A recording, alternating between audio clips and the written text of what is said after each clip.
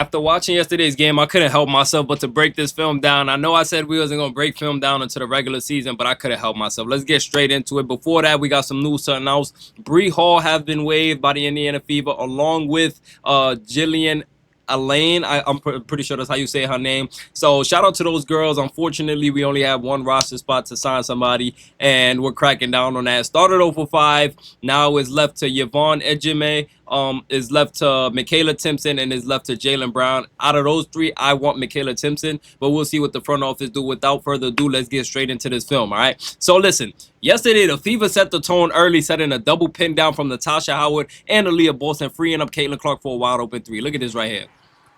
Boom. Immediately set a screen. You see Natasha calling for it. The center is not even at the level at all. The center is clueless as to what's going on. Caitlin is not coming off 1 screen, but 2 screens. This center thinks there's only 1 screen being set, so she doesn't have to help. No, there's 2 screens being set. Caitlin comes around it, gets a wide open look. And iconic Ryan Ruocco, you bet. And listen, like, that's just too wide open for Caitlin Clark. And when you put in big bodies like Aaliyah Boston and Natasha Howard on Caitlin, it creates confusion and miscommunication. Natasha had a pop on the right wing. If you look closely, look at Natasha Howard. She had a pop right here. Caitlin was going for the shot, but if she doesn't take this shot, Natasha is rotating to the right wing right here. So she's open while Aaliyah is rolling into 2 defenders. So Caitlin has unlimited opportunities, options. Like, this is what I'm saying. The Fever are not going to have stagnant offense because there's always going to be a contingency for the contingency. And that contingency has a contingency. You know what I'm saying? Like, she literally didn't have to shoot. That's why I say that the Fever's options are eliminated. Like, unlimited and Fever are synonymous this year. You close one door, another door opens. The only way you're going to beat this team is if you literally value every possession on both sides. I mean defense and offense. You got to have a slim to none margin of error. If you make one mistake or force a bad shot up, you're going to regret it. When the Fever scores the next play, you're going to regret it. You have a miscommunication on defense, the Fever going to capitalize on it. It's a breath of fresh air. I don't feel bad one bit for how dominant we're about to be this year and for years to come. But let's move on. You see Kelsey Mitchell right here, and if you thought Caitlin Clark was the only threat, you are sadly mistaken. Kelsey Mitchell comes, gets a steal immediately, fires one up Kelsey Mitchell style.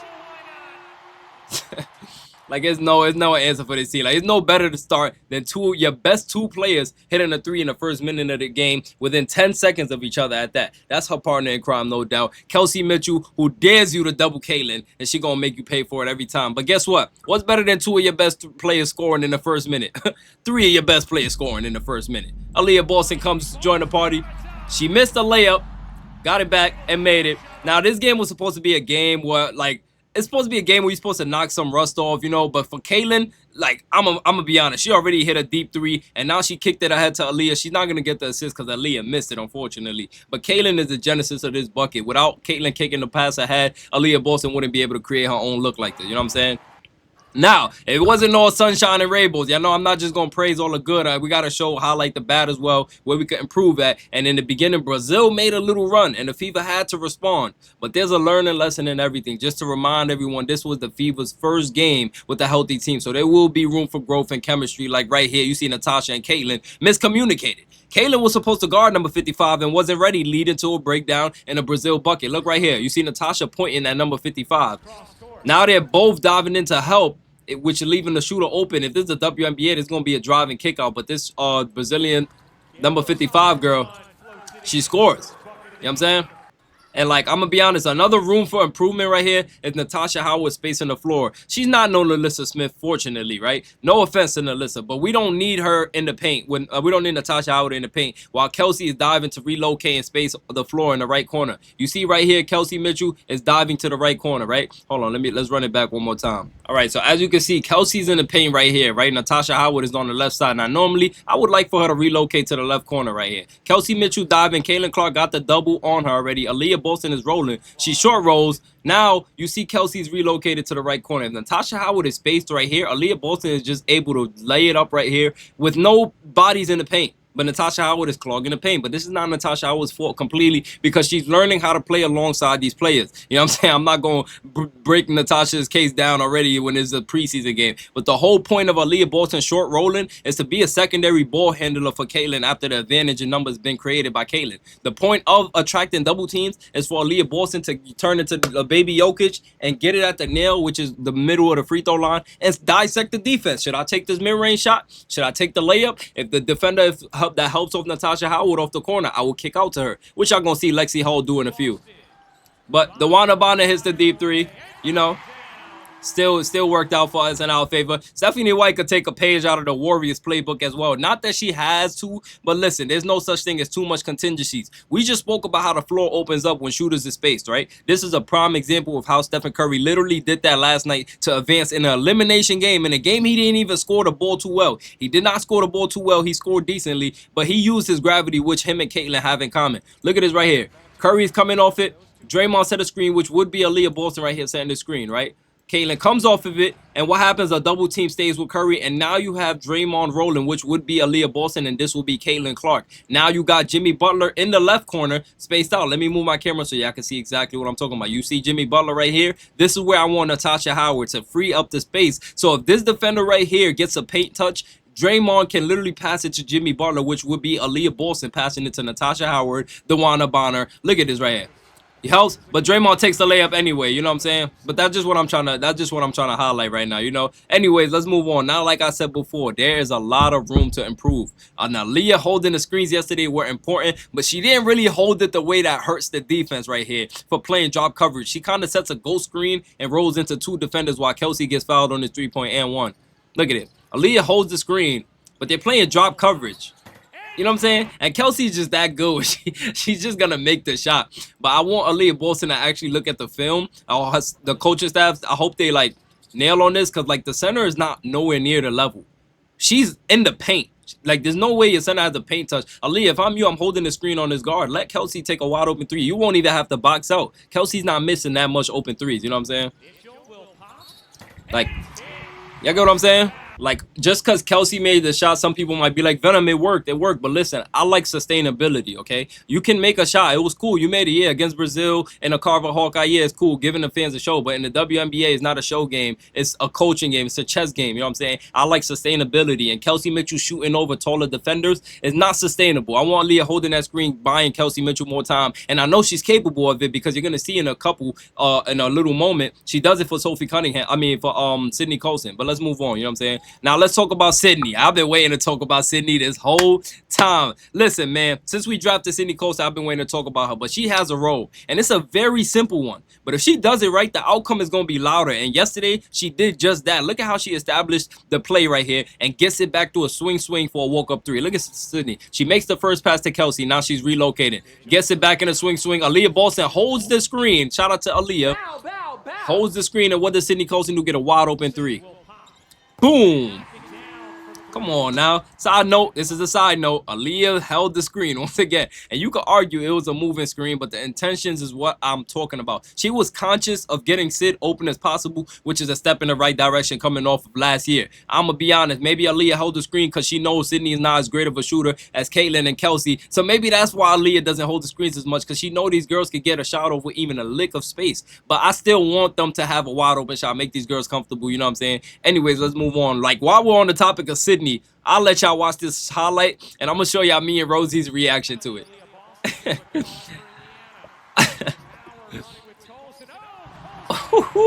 The behind the back pass. Sydney went behind the back. Oh, my goodness. That was disgusting. Look at this right here.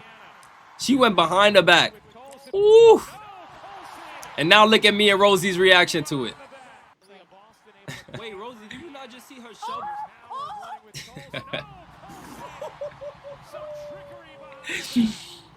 Disgusted. Oh my gosh, I want to hit Natasha sound so bad right now.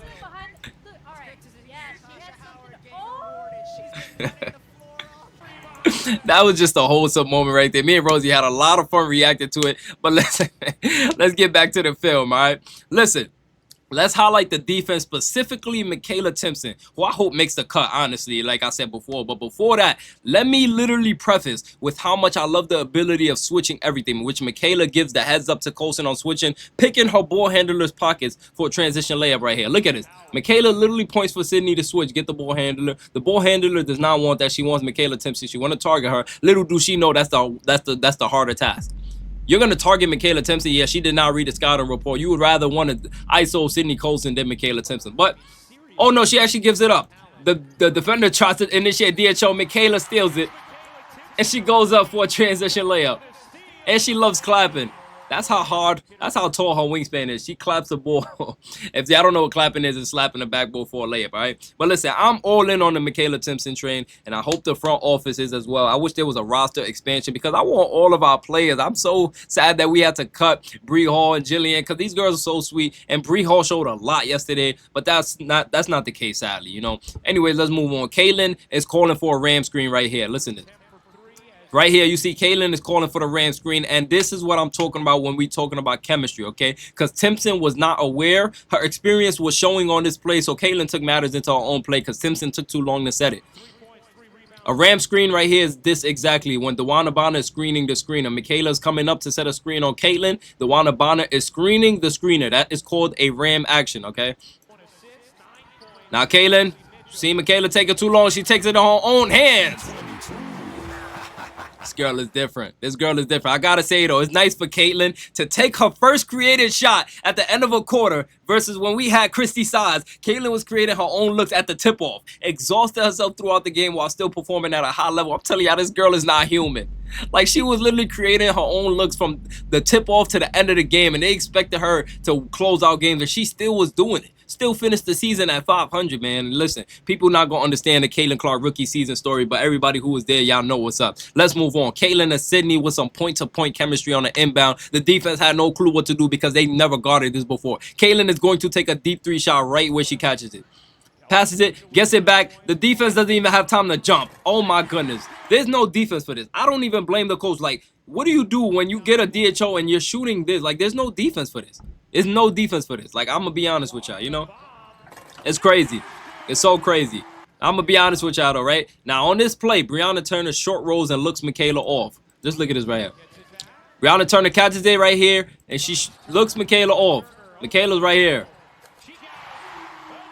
Like, that's like, I don't know, man. Like, it's a lot of room for growth. Maybe out of fear of a turnover or fear of shooting the ball. I don't know, but I like Bree Turner taking this shot right here. Like, look at this right here, right? Let's run it back one more time. Hold on. Look, she catches it. Oh, no, this is the next play. This is the next play. I guess listen, let's run it back.